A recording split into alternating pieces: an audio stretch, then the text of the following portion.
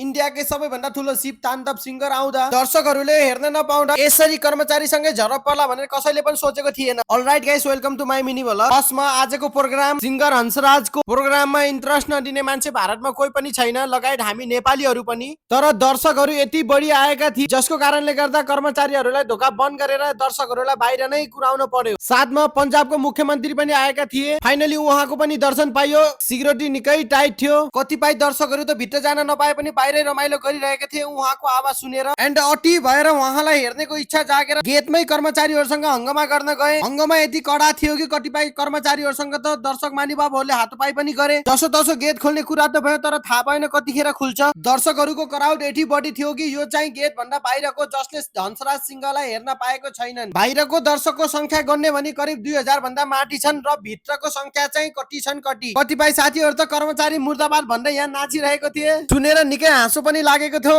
Finally लामो पर्खाइको पछाडि अहिले चाहिँ हाम्रो एन्ट्री भएको छ। सबैभन्दा पहिला त भोले बाबाजीको दर्शन पाइयो। निकै एट्र्याक्टिभ तरिकाले बरफमा सजाइएको थियो। यो जति पनि सेतो देखिन्छ यो सबै बरफ नै हो। बरफमा अति राम्रो तरिकाले सजाइएको थियो भगवान शिवजीलाई। एन्ड स्टेज प्रवेश गेटमा पनि अति राम्रोसँग शिवजीको यहाँ मूर्ति लगाइएको थियो। फाइनली अहिले चाहिँ सिंगर हंसराजजीको दर्शन पाइसकेको छु र मसँगै तपाईहरुले पनि दर्शन गर्नु र केही भजनहरू पनि सुन्नुस्।